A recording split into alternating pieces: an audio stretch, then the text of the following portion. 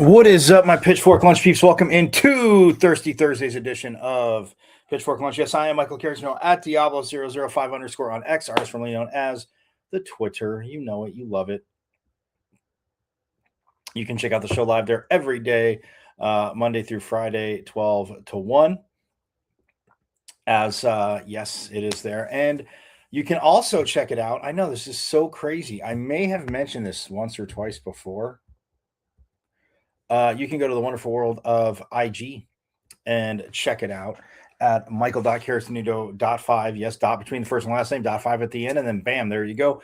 Checking it out live on IG. Hook up with me on IG and go from there. And also, last but not least, guys, you know, at the YouTube channel, because yes, there is a ton of phenomenal.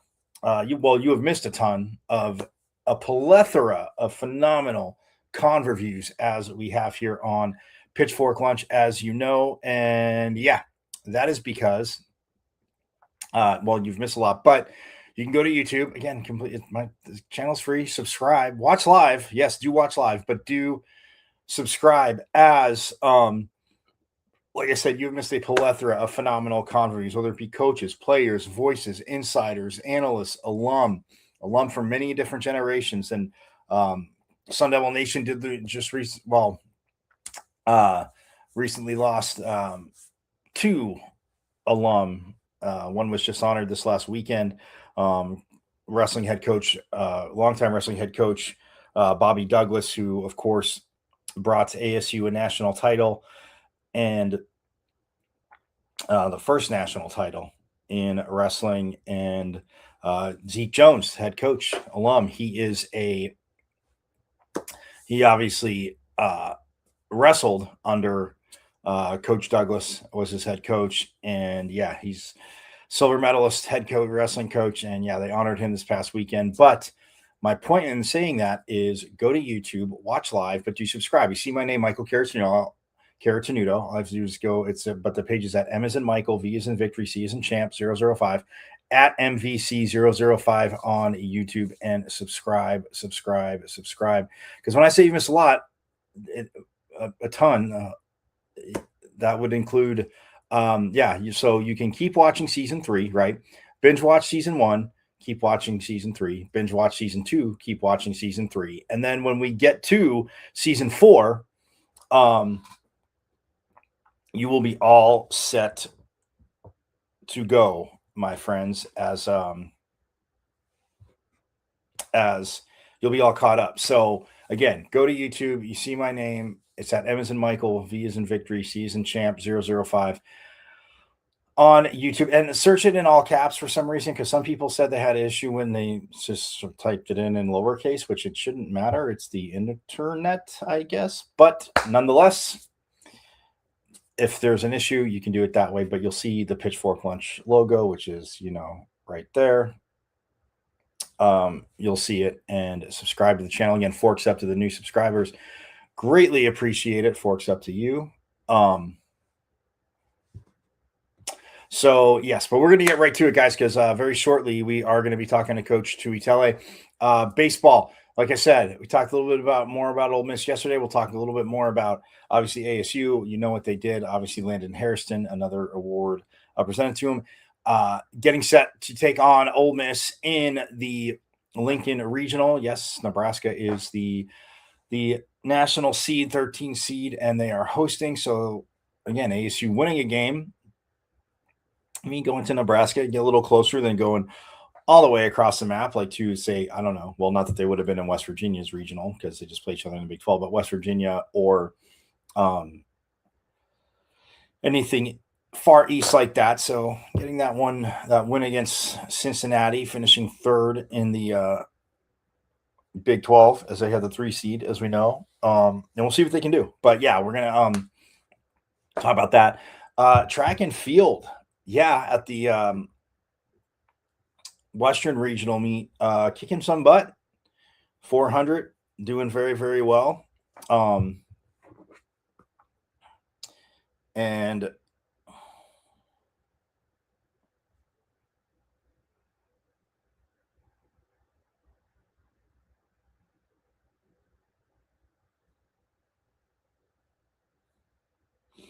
yeah, Jaden Davis in the 400, doing very well.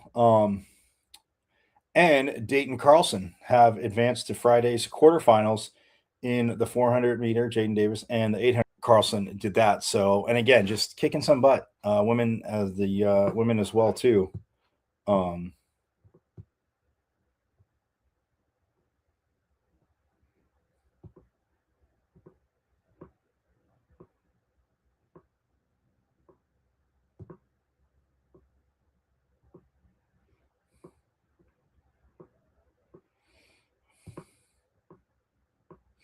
But yeah, so I'll get to that. We'll get to all that. But yes, very, very awesome.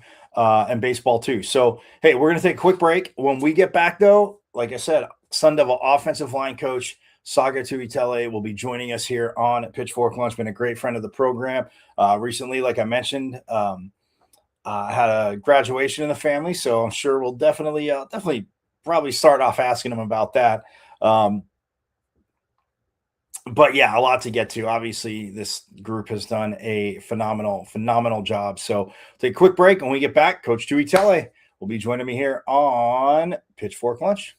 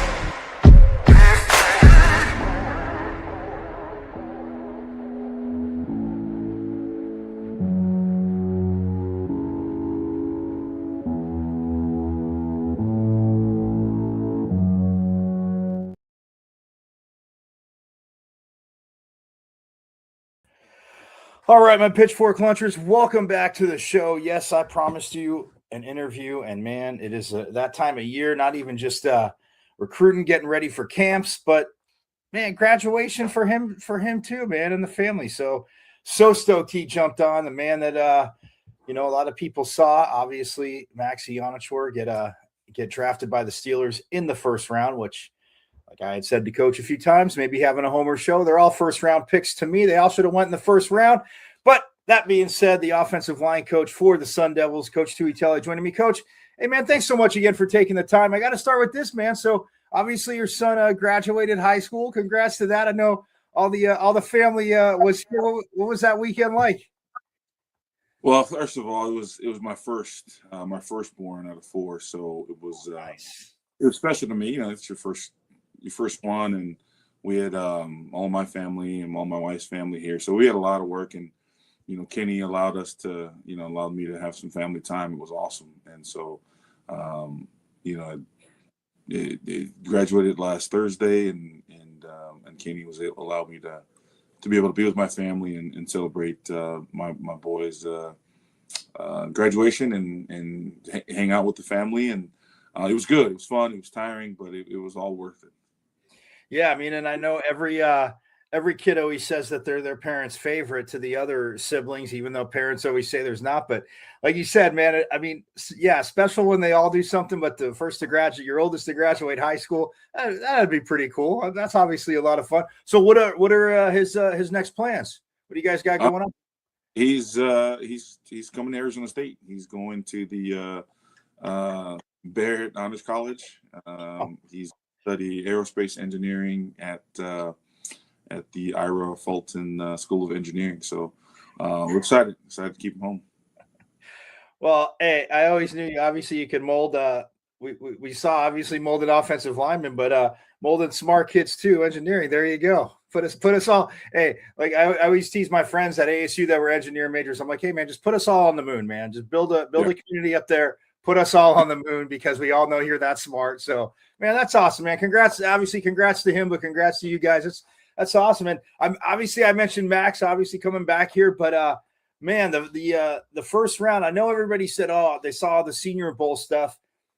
Everybody's been asking me when I talk to you, you saw this young man grow. I mean, taking a chance on, yeah, people have to have athletic ability, but for a kid that, junior college never really played a lot of football, and people can say, well, yeah, it was the perfect storm. Obviously, ASU, you guys were looking to bring guys in and new staff, everything. But man, what was it just like working with Max? And when you first saw him, actually, I should say, when you first saw him and you see like, okay, he's raw, but what did you see? What were you seeing from Max that obviously led to him being a first round pick to the Steelers? Well, physically, you see, he wasn't as heavy as he was then. He may have been 270, Right. but you saw his physical, his traits. Like he had big calves even then, big lower half, muscular lower half, but very, very raw. But he had quick feet. He looked like he had balance in some of the drills they were doing at his junior college. Even though he didn't know what he was doing, you can see the natural balance that he had and his ability to move his feet. And in offensive line work, that's important to be able to get to a block, to be able to recover from a disadvantage, to be able to sustain a block. And balance is important along with having the quick feet. And it just took me a while to figure out, okay, does he have the mindset? Is he a kid that he does, not necessarily is he a tough kid. I just wanted to make sure that just didn't like acting on his junior college film. He wasn't, he wasn't a mauler out there. He wasn't, his junior college film wasn't very good, but you saw some of the stuff and just getting to know him, I knew he had the drive, after recruiting him and talking to him and building a relationship with him. It kind of, you builds a picture of what he could be in 5 years as opposed to what he is now. So, and I give credit to the coaches here and myself, my old staff, I should say, that we just kept on him and just kept hammering him about, who he wants to be and stuff like that. So we were able to paint a picture of what we thought his mindset was, and you put it together with his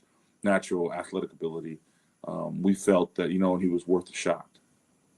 Well, he proved everybody right. Let me ask you this too, because you mentioned you said you saw him at JUCO. He wasn't a mauler, and he hadn't really played. How much of the taking people see a big person like a bigger person. Oh, you're really tall. Oh, you haven't played. You go play basketball, or you mean look at your broad shoulders or whatever. You're big, like you said, lower body.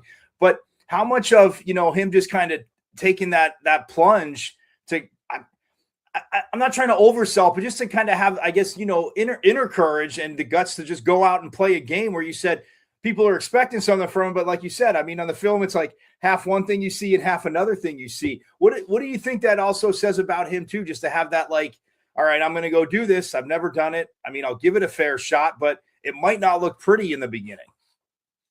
Well, I mean, that's why we took him, because we knew that after recruiting him, we knew what his mindset was. We knew he wanted to be elite at whatever it was, whether it was basketball, whether it was, whatever he put his mind to. And it was just football. He wanted to do that. And I remember having a conversation. I said, why are you playing? And he goes, because I want to play against the best. And those are the answers you want to hear. You want young men to play for the non-monetary reasons. Obviously, that's part of it. But, he's like, that's supposed to be the best. I want to play against those guys. And I think that's what drives him. And I think that's what the most impressive thing is, because he came in here understanding, that we were really black and white, and saying, hey, you're not very good at this thing called football yet. I said, but you got to stick with it. And you're going to have a lot of downs before you're going to have some ups.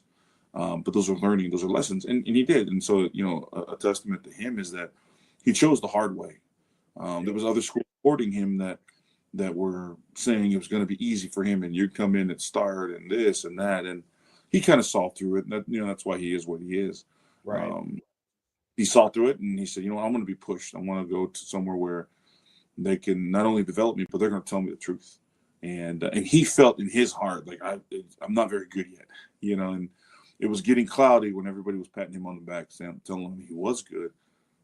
But he knew deep down, like, he needed to develop more and to learn to play the game and learn to understand the game, not just the X's and O's, but the how to become a professional, how to become a college a student athlete, how to become just a better teammate, just what in the whole game and what it entails. So, testament to him, because he has that drive that he wants to be the best, and he took it in stride, and he took it with humility. And one of the best things that he does is he handles adversity well.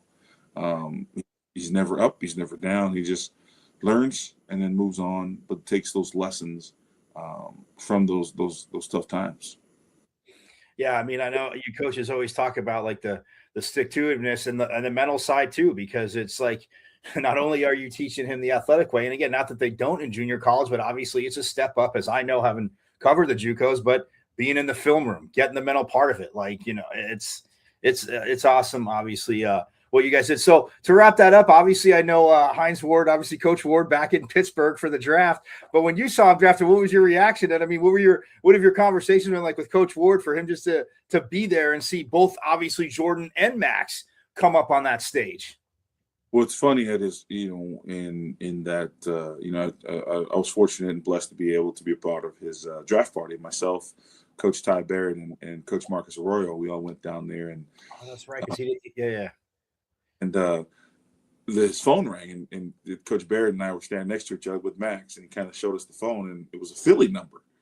And so I was like, well, take it. I said, go answer the phone, and kind of peeked, he went behind us, and it was the call. He got emotional, he started crying. And I was like, okay.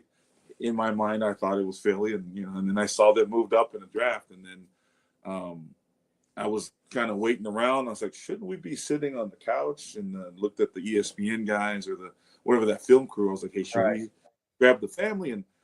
But it wasn't him. I was just confused. And he kind of motioned to grab the Steelers hat. And I was like, wow, it's the Pittsburgh Steelers. So then, when he was drafted, it was awesome to be at that place. The draft was in Pittsburgh, right, and to have introduction, and to be sitting there seeing his name on the TV and seeing the reaction and just that whole thing, be able to have that emotion and share that emotion with him. And it was funny. And I had text Coach Hines Ward, who was in Pittsburgh with Jordan Tyson, our first round receiver.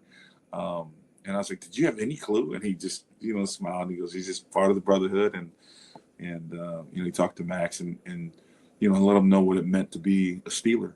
And so, it was great. It was, he fits the town. He's a blue collar grinder that, is there to play ball and be one with the community. And it's perfect fit for him. Yeah, no, like I said, that's right. He was at the party. Jordan, obviously being in Pittsburgh, but it's funny because a lot of people had asked Hines, Coach, if for some reason, if Jordan's out there at 21, are you going to run the card up for the Steelers and just take Jordan Tyson right there? He smiles, say, "Hey, look, wherever he goes, it'll be great." But he goes, "I don't think he'll be around that long." But yeah, like I said, for Max to end up there, just absolutely, and for, like you said, the kid that put in the work, because.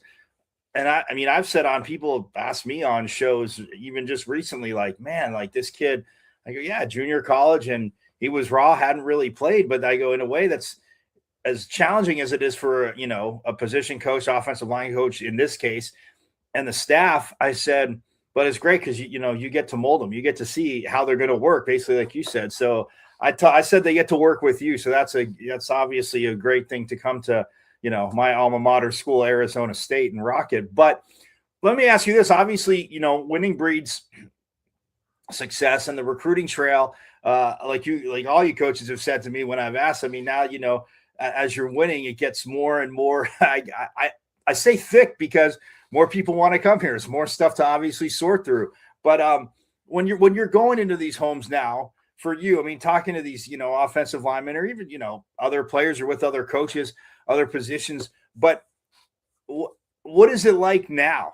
Just in, 4 short, basically seasons, cycles of, it is pretty much year round. I get it. There's dead times, but you guys are always looking at tape and evaluating. We get that. There's no dead time for coaches. You can't talk to anybody, but you guys are putting the grind in. But just what's it been like? And obviously after somebody, you have a guy, 2 guys get drafted in the first round, but a receiver, and when it's an offensive lineman, what's it been like for you in this little bit going into households? How much more, not that they weren't receptive before, but I guess how much more attentive are parents and these players about obviously wanting to talk with you and get to Arizona State? Well, it's when you first get here to an institution, when we first got to Arizona State, we were selling them the vision, of what this could be. And what this place, what we're trying to build here, and right now the vision, you can see it. It's you sell our culture, our players, the type of players we have, our beautiful city, our beautiful state, our great coaching staff, our great staff members, and then when you see it's, and there's some coaches and even some staff members that have left, but for the most part, we're still the same guys. You got the same head coach, and most of the original full-time coaches are here. When you win in this game, most coaches bail. That's what it is. They find the better opportunity to go better themselves in their lives, and there's nothing wrong with that. But this is such a great place. The culture, the city, the town, the environment, support, that most of us stay. So when you talk about culture and you talk about in homes with family, stability, people that want to be here, and we're living that, and that's why it's a little bit going into the homes and just seeing the progression of what Coach Dillingham has built here, and the support of the city and the school and the state and the fans, and it just you're going into a parent's home. Or a recruit's home with his parents, and you're showing them living proof of what we're trying to build here and what we've built here in the previous 3 years. And so I think it's a little bit easier now because the vision, it's not just a vision, and we haven't done it, and right now we're still building and still trying to build this culture and this the program to the very best we can. Now, speaking of the very best you can, as I know, because everybody else in the world can talk about it, but like your coach always says, yeah, what are you going to worry about what people that don't know you say on social media? But when you can use it to your thing, I've had a lot of fans ask me that absolutely loved it starting last year with the golden ticket, given the the Willy Wonka, the Charlie and Chocolate Factory, which everybody, no matter what generation you've seen one, everybody loves as a kid, right? So the golden ticket, just getting that out, giving it to the players, those players that have received it, and not that others aren't worthy, but again, like Coach said, I mean, you want to keep the top priority recruits home. Why like he says, like you just said right there. I mean, you have me, so why leave? It's beautiful. It's great. It's year round. Like, I mean, yeah, okay, it gets a teeny bit hot. We all have to accept that, but you don't have to shovel sunlight. So that's always a bonus to, I tell people at Golden States, but just the golden ticket part, the kind of yes, it's meant to get attention, but just kind of the push it got, and just seeing players receive that, like, who came up with that idea? Was that your idea? Because that seems like a solid offensive lineman idea to me. I wish it was. I think it was Kenny and the recruiting staff, which was phenomenal. And you buy into it. It's like, okay, that's what it makes sense, and it's not just a gimmick thing. It's something that we believe to where it's elite. I mean, you're in state, and we want you here. You're elite. And then I'm not saying that there's kids that don't earn it at that time or later on in their senior and junior year, I should say. But I think it's a way to be elite in your area, and for us to go after those elite young men that we tag as, all right, you're the best in the state, and we want you home, and here it is. And so, and there's no knock on anybody else that didn't have it at that time, because everybody develops differently in their high school career and their timeline. And but I think it was good because it's timeless. It's not just a gimmick. You kind of have to tell the young people what that the movie's about, and kind of reference that, but it's still timeless. The idea of handing out that golden ticket, it means a lot, because it's not a fad that come and goes. It's not a TikTok fad, or it's not a whatever. So that was we believe in it, and it's here to stay. Yeah, no, like I said, I mean, in this day, I get it. It's about yes, generating juice, but like you said, towards the right things. And I mean, I got so many messages like, oh, who thought of that? It's everybody, pretty much everybody had the consensus, Coach. Like, wow, it's such a simple thought, but but it's so awesome. Like, man, here's nobody's really done that, and I'm like, hey, that's why you come to Arizona State. It's got a phenomenal honors college. Speaking of that, man, two things I got for you. First, I'll revert back to the draft real quick, and look, I get it. There's basically 32 players until you get to those, extra picks at the end of each draft because of trade, whatever. But man, Keith Abney falling to the 5th round. I mean, like, Detroit's to me, I was like, wow, I thought, maybe LA, the Chargers would be a spot for him. Him and I were just throwing things out. Him being from Texas, and me selfishly, as getting picked on being a Cowboys fan. I said, I'd love for you to end up in Dallas. He goes, oh, my mom would too. but I mean, Detroit, man, that's one of those teams I thought of. I mean, Dan Campbell, but man, I get it. Everybody has grades, and oh, the workouts matter. The workouts don't matter. Who says this and that? But man, slide into the 5th round. Look, and everybody can say you're a homer. Coaches, of course, are going to pound the table for their guy. But I'm like, no, I watch film. I've seen the kid grow. The kid's been on the field since he was a freshman, basically. I mean, like, getting time and what he's done. And like, they tried to pick on him last year. And like I told you when we talked last time, CJ was like, I asked CJ, and Keith is going to be walking by, and he goes, yeah, man, please keep picking on Keith. Like, I don't understand why they're throwing his way. He goes, but let them keep throwing that way, because the ball's not going to land in the receiver's hands. Like, but man, look, I know I just said there's quite a few things, but the 5th round, man, I was a little shocked, man. I was a little shocked. What say you and him ending up in Detroit? Yeah, I mean, I number one, I know Keith's going to take every opportunity, and he's going to be appreciative of it. And he's a dog. I'm telling you, he's one of the best football players I've ever been around. And I know he's going to make the most of his opportunity in Detroit. They got a player, and they got a dude that's going to fit their culture, that's going to high football IQ, very productive, tough as nails. Keith can, if Keith can put on 115 pounds, he can play for me at center, man. That's how tough that kid is. That's how smart that kid is, dude. I'll take that dude anywhere. And they got dude he's legit, and like I said, he's Barrett Honors College young man, just everything you want in a young man representing your institution. That's what Keith is, and so we're proud of him, and I know that he's going to go out there and do his thing, and he's there. I know I thought he could have been picked earlier, but you know what? He's there, and he's going to make the most of it, and he's going to do it with such class and such professionalism that's where he belongs, man. He's a professional. Yeah, I mean, I know obviously, your defense coordinator Brian Ward and obviously Coach Carrington, and then Coach Cooper too, because a few picks later, there goes Keyshawn to the Monsters of the Midway, and I messaged Coach Coop and I said, man, it's not even to boost your ego to get you to keep coming on my show. I said, but I go. I have nothing against the Bears. I said, but man, for Keyshawn to end up there, for the type of kid, like, hey, the type of play, and you saw it obviously on defense he is, but now they're rivals in the NFC North. So, but again, stoked for all of them. Let me ask you this too, real quick.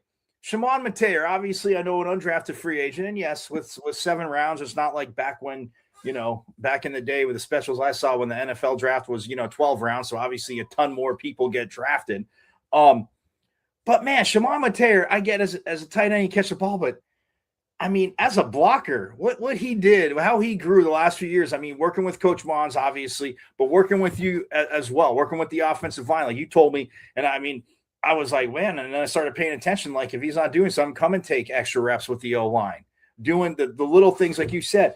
But, and like I just said about Keith, I get it, but man, I'm sorry. There are things internally you can't, that certain people don't have clicking, like what he did, how he grew, like undrafted. I mean, look, he's got the opportunity, like you said, like you just said there, you got to take it and run with it. I get it.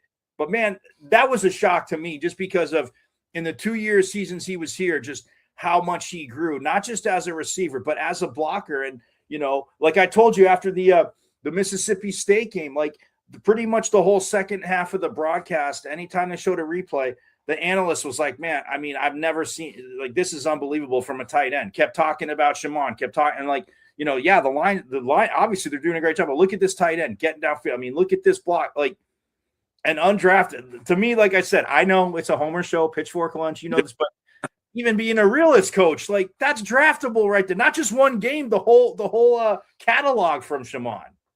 No, they got a good value. I mean, he's a kid that could do it all. He's a playmaker. He's productive. The funny thing, I remember Shimon. I told Shimon, I said, hey, the biggest compliment another position coach can tell if you is your ball player. And I remember it was Camp T, his first year, and the O-line was sitting in the room, and the tight ends had just broken their meeting, and we broke in our meeting. And then I was sitting there talking to some of the younger guys. Hey, coach, can you kind of go through some of these plays? I had no idea this whole time. And I was with a young man for about 15, 20 minutes. Shimon was behind me the entire time. And he was just listening, taking notes. And I said, what are you doing here? And he was like, any chance I can get to get better, I'm going to do it. And he'll peek his head in there and be like, well, you got anything for me, coach? And and I said, man, you're being coached by one of the best. I said, you're fine. But he also goes, hey, let's watch this inside run period or this blocking period. And he had a question like, hey, how do I defeat this, or how can I do better at this? And so that's when I knew. I said, the young man, it wasn't he wasn't just about one thing. He was about ball. And I just said, man, you're becoming a ball player. And no, he's a outstanding young man, and like I said, they got to steal. So yeah, I was gonna say, damn, Pittsburgh gets another value damn pick, coach. Man, that's crazy. But no, that's why I want you to share it, because I know you said and Coach Mons obviously talked about it too, like just becoming a leader again. And like you guys always say, you don't have to be crazy vocal. I mean, obviously Keyshawn, became a little more vocal, but it was just like, hey man, here's my hat, guys. This is how you do it. Let's get it done. And And that's awesome. Speaking of personalities, you're saying domination. I haven't got to talk to you. I mean, I talked to you a little bit about it, but here on Pitchfork Lunch, Clayton coming over to play receiver. Now he said, obviously not just receivers asking him about, defensive looks, but the offensive lineman started to get in his ear, seeing if he'll give the D-line mentality and secrets away to him. But for you to see that, though, I mean, just him, working at receiver, and like everybody, I always kid around with all the coaches. He'd let you know what an athlete he is. But at the same time, backing it up, but just to see him at receiver and, maybe, like I said, maybe have a power forward goal line package. I told everybody, Coach, they don't hide it. I said, Coach Mons has a room full of power forwards for tight ends. I go, it's insane. I go, but yeah, now you add Clayton Smith to that. So I know Coach Reynolds was happy that he got the experience, but he's like, yeah, we got him back on defense where he belongs. But just what did you see from him? What was that like? And I know, like, again, obviously you're a lineman and listen to you guys, but I'm sure quite a few of them were picking his brain about maybe how they can, defeat that defensive end or just to, push them away long enough, just to distract them long enough during plays. Well, I think the thing that I noticed is his maturity. Clayton was one of the first kids we brought here. And so his maturity from day one to now, even for let's say the first day of spring practice when I'm going to jump in at receiver. He took it and he ran with it, and it wasn't a joke. He was studying, he was working his craft, he was learning our verbiage, our terminology, the whys, and not just run this route. He was learning how to do things the right way, which 3 years ago I don't know if I would have said that, but the maturity level that Clayton has, the toughness level, the football level, all that stuff is great. But I just think the maturity part of it, of him taking it and running it like a professional and being bought in to that role. And it just shows me, like, you know what, this young man has come a long way, and that he will, whatever role he's going to do, he's going to do it with the utmost respect and professionalism that he wants to do it. And then, when he went back over to the defensive side, you see the light again he brings to that side of the ball. And I remember commenting to Coach Reynolds and said, he's different. It's different when he's over there. And it's just from an offensive line coach's perspective, I said, it's different. It's a different energy. It's a confidence. It's a different swagger when he's over there. And it's a good thing. And the competition that he brings and the level of athletic ability that he can and split time a little bit at receiver, and that was one of his lifelong dreams.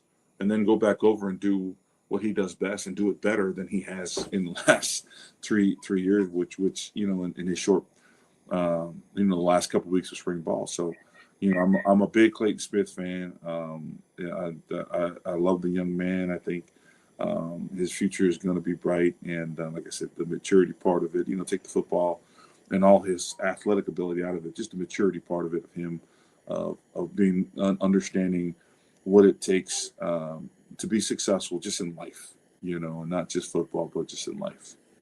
Yeah, it's funny you say that too, because Coach Hines Ward shared, and obviously Coach Reynolds kind of had the same thing, and almost Coach Brian Ward had the same thing. It's like Coach Hines said, he goes, yeah, Coach came up to me once we saw the waiver, because of that year, got approved. He was training, but he wasn't, obviously with the team per se.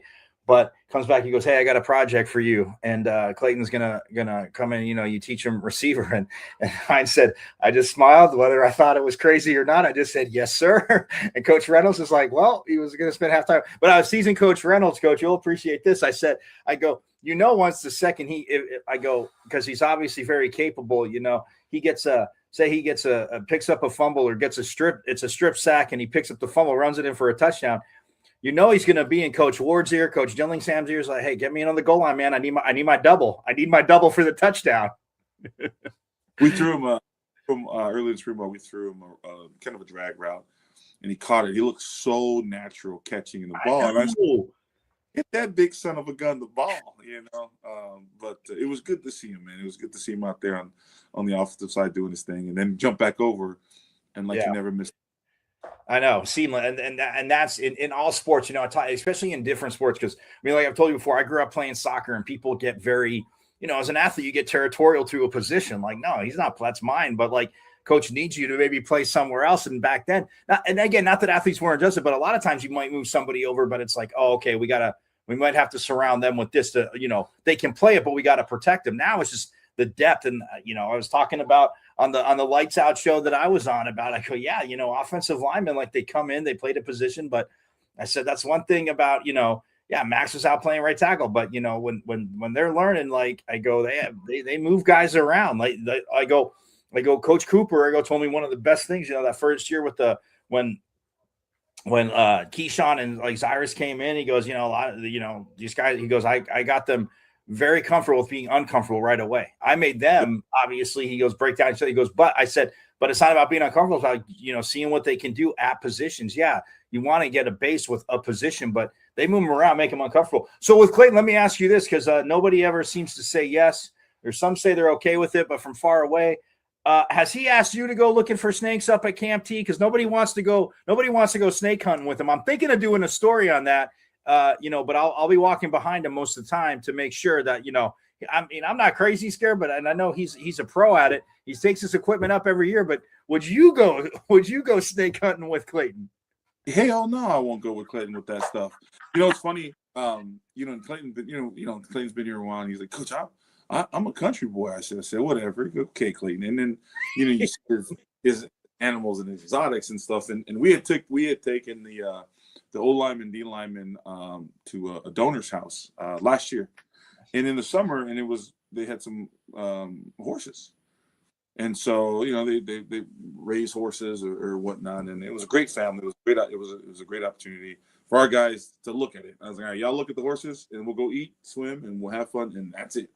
And I told the lady, I said, please don't let any of my knuckleheads, O line or D line, jump on that horse. And so Clayton was a coach. I grew up on horses. And then after the dinner, I go out there. I was like, oh, I know that's not one of our knuckleheads on that horse. And the lady was like, Coach, he knows everything. He is fine. Clayton was just seeing him outside of that element and making the horse calls and just being able to just natural like. And he's like, and he looked at me. He's like, I told you.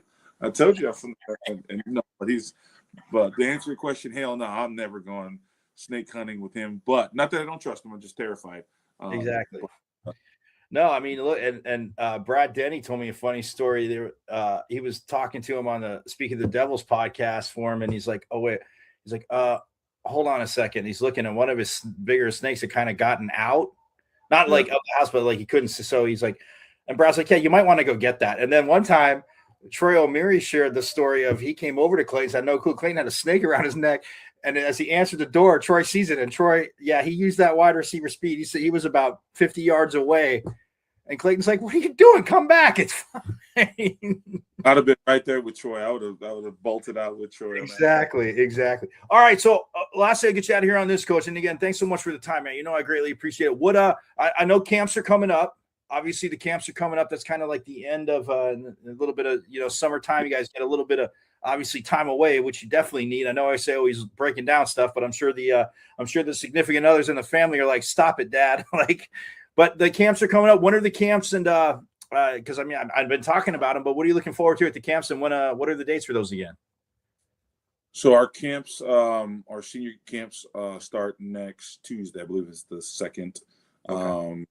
So it's the 2nd and the 4th, and then the following week, I believe it's the 9th and 11th. So it's Tuesday, Thursday. Nice. Camps are fun, you know. Camps, it's not just recruiting, but just being able to be out there and coach. You know, it's fun, it's coaching, and I think we do a great job of coaching every kid at camp like it's a Super Bowl. Whether we're recruiting them or whether we're teaching them something new. It's an experience for these young men.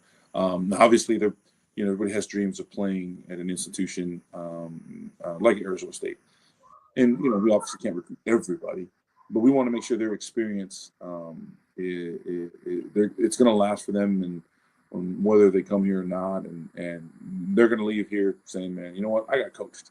I got coached hard. He was coaching me just like he was coaching his players, and Yep. he was correcting me, and he was teaching, and those type of things. I think it's fun to do. It's it's a great evaluation for the young men to be coached by our staff, and for us to take a look at what these young people can do, and using some of our drills and things like that. Yeah, it's awesome. You speak of having fun. It looked like I got pictures from CJ's dad. I mean, CJ had the camp at home. Man, those kids, obviously they learned, but they look like they got fed pretty good, man. I mean, did you get it? I know you're busy, but did CJ say, hey, coach, you want to come out to this? Because no matter what, you'll get fed pretty well. I saw that big old grill. Looked like, oh, man, those kids got worked hard, but they got fed great from CJ.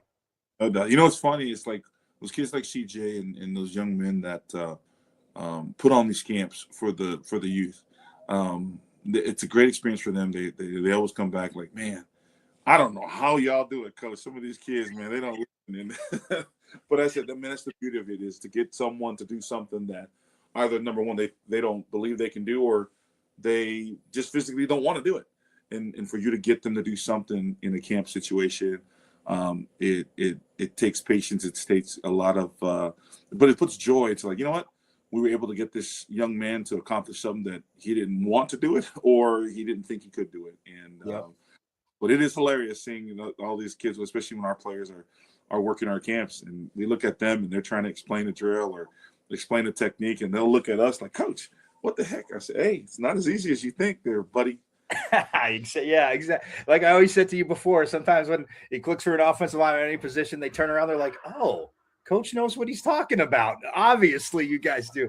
But no, that's I had CJ on before he had it. And again, he just said, I want him to have fun. It's like, you got to teach him, but he's like, again, to have, it's got to be fun at that age. Or like you said, what's the point of wanting to do it if you feel like, oh my God, I didn't get it right. But I was teasing CJ too, because at the end of Tillman's kids run, he was at the line. I go, CJ, I know you're smiling, and I know you're a nice guy, but did some little kids like turn around and run back to their parents because like, he's a defensive tackle, he's not going to let me by?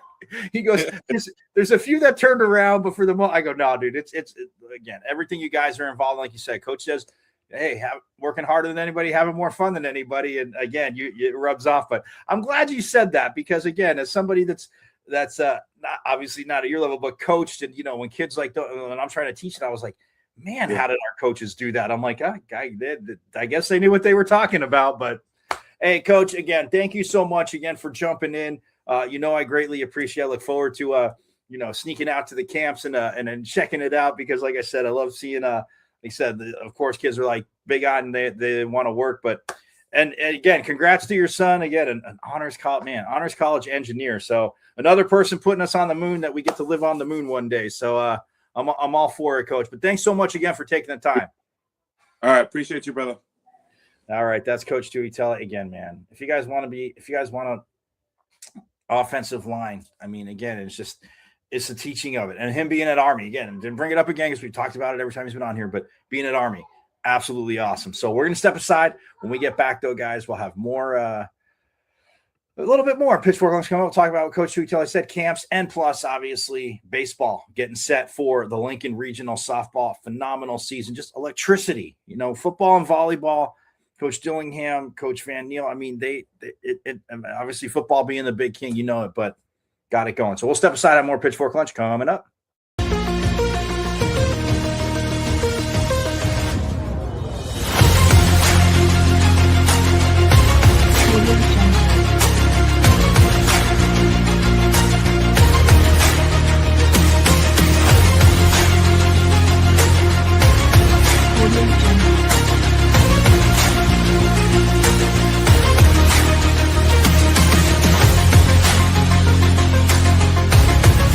Audio Jungle.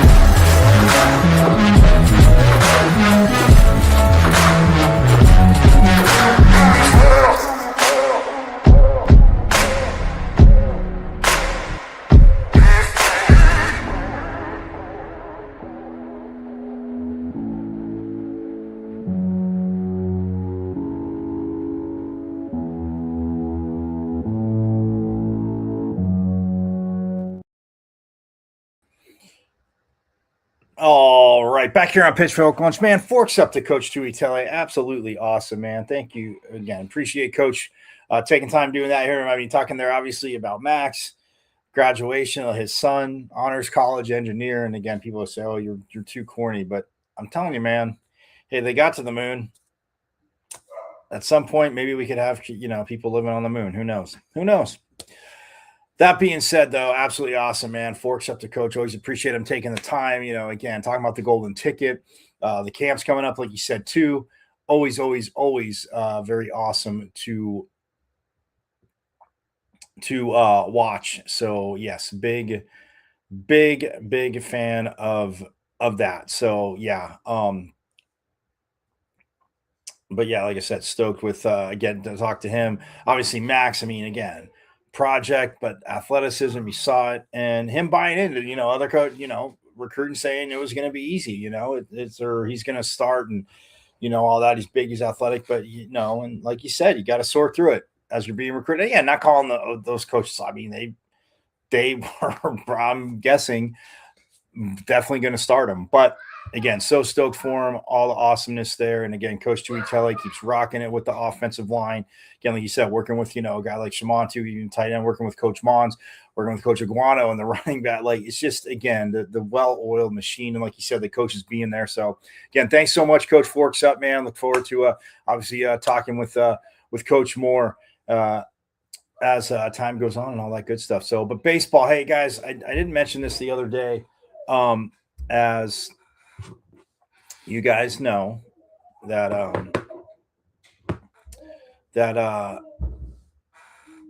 Bob Horner, Sun Devil great, Atlanta Braves great, passed away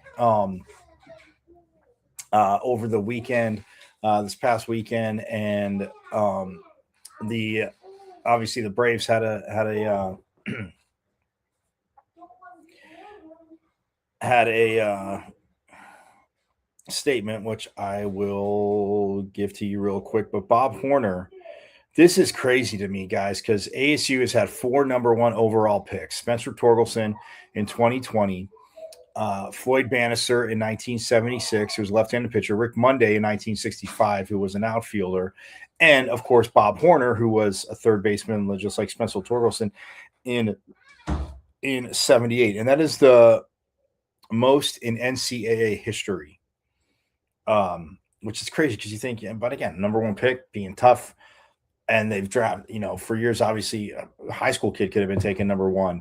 And a college kid, but from obviously different colleges or, internationally too. So, I mean, it's awesome. But yeah, Bob Horner in 78, and he passed away.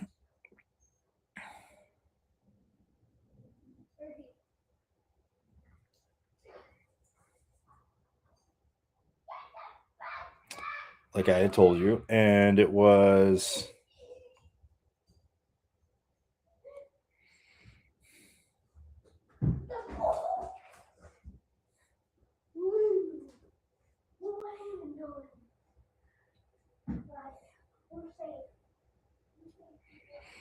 crazy because there was a picture in 2010, Bob Horner and Sal Bando, former Sun Devil as well, watching ASU baseball at the 2010 College World Series, taking batting practice.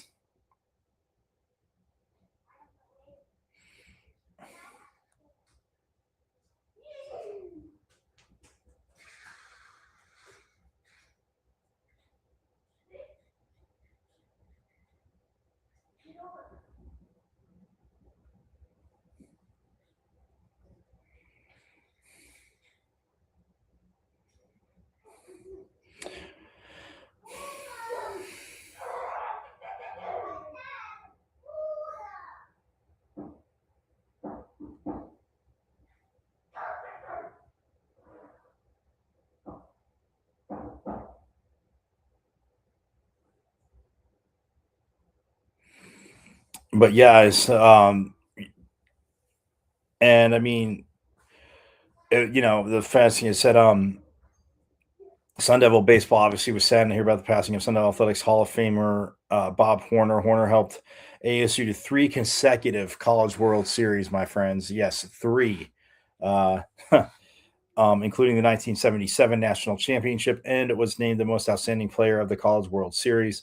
Horner was the very first Golden Spikes Award winner. Yeah, first when they created it, but he was the first Golden Spikes Award winner. Again, going through the halls, hallowed baseball halls of ASU baseball, like I've been lucky enough to do, and you see, you know, a lot of stuff in the Hall of Fame as well. Pardon me, Hall of Fame as well. But yeah, he was the first Golden Spikes Award winner, as well as a Sporting News Player of the Year. The Atlanta Braves made him the #1 overall pick in the '78 Major League Baseball draft. In 1999, Baseball America ranked Horner as the #2 college player of the century team. Yeah, I mean, just you don't become a #1 pick, obviously not being that good, right? And I know you guys know that to overstate the obvious. Um,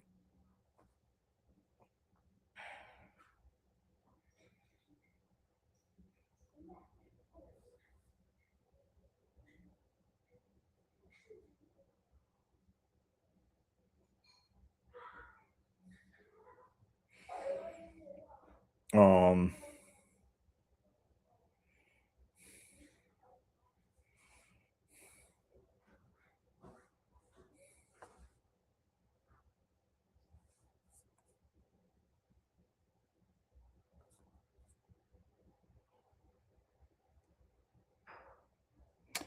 but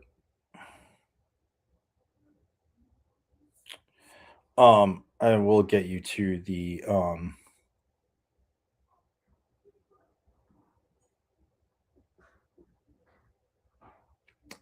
uh brave statement on Bob Horner.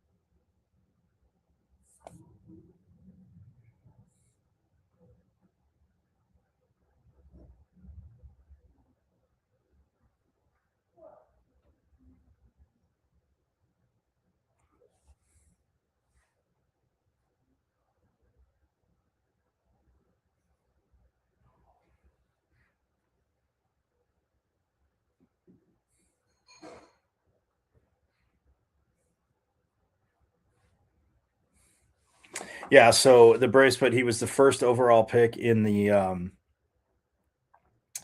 Braves released a statement honoring legendary slugger Bob Horner following his death at age 68, stating that he built a career out of being first. The Braves shared a tribute on social media that outlined Horner's milestones. He was the first overall pick in the '78 MLB draft. He was the first Braves draftee to debut directly in the major leagues, my friends, which is absolutely phenomenal. Um,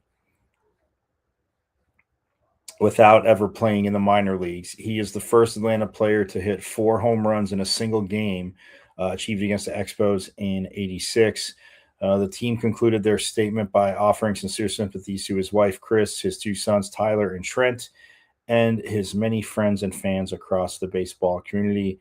Horner's passing was a major loss, for the franchise. Um, Occurring as the third death of an iconic Braves figure in May 2026, following the passing of former owner Ted Turner and former manager Bobby Cox. But yeah, I mean, again, just to accomplish what he accomplished, and he goes straight from even back then. I mean, yeah, drafting, if you draft a high school kid, chances are, not going straight to the majors, but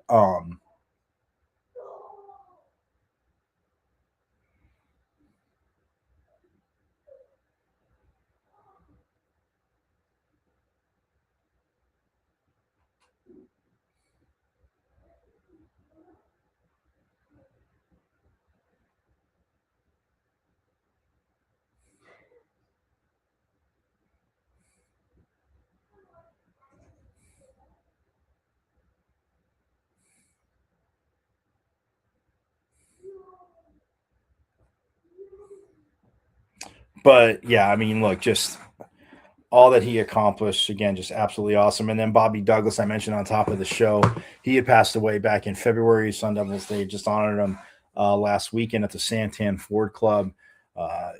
Obviously, Zeke Jones, current wrestling head coach, who wrestled for Coach Douglas. And yeah, brought them a national championship, their first national championship. And Zeke Jones went on to be a silver medalist in the Olympics. Comes back, coaches wrestling at ASU, and again, just absolutely phenomenal. So, again, prayers and love to the families of Bobby Douglas and Bob Horner, who, like I said, was the one of 4 number 1 overall picks.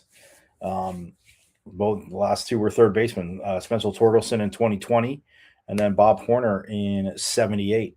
And then, like I said, Floyd Bannister and Rick Monday prior to that. But, and just, again, so stoked to honor their lives, them being in, the Sun Devil Hall of Fame. Again, just absolutely awesome. So, but that's going to do it for today's show, guys. As we get out of here, again, Forks Up, a big thanks to Coach Tuitele. Again, Forks Up, absolutely appreciate it. Forks Up to you, Coach, for jumping on. Again, talking pretty much everything football. Great Converview. Again, you can subscribe to the YouTube channel. You can watch live on YouTube, but subscribe. It's at Evans and Michael V's and Victory Season Champ 005 at MVC005 on YouTube, guys. Subscribe away as you, again, are able to get caught up and watch that. So for those, again, that were just jumping in late, apologies. But yes, Coach.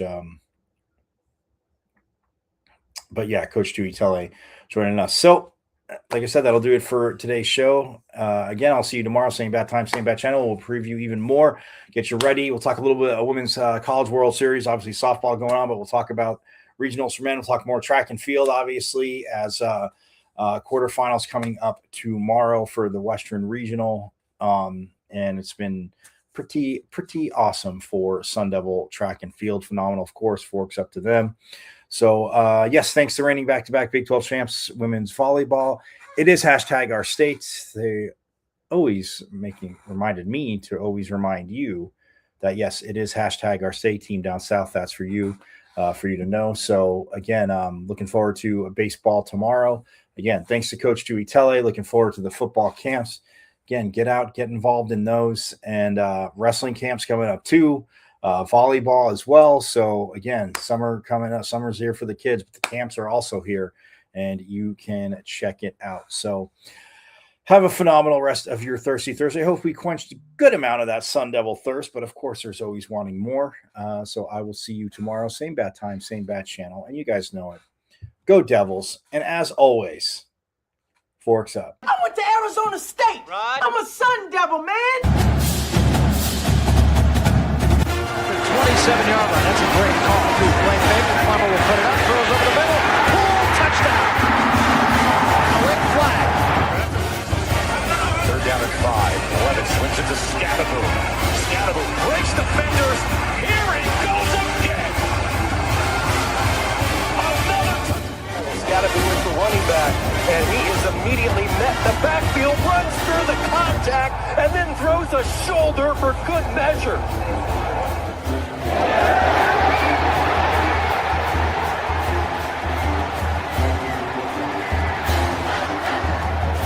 Revenge on this defense here. That is true. High in the air. Right center field. Brandon comes in. Welcome to 2025. This one the other way. Still going back. At the track. Left up and down. backwards, pulls up, and buries it. Richardson drives out for Robbie Ryan. Her three right on the money.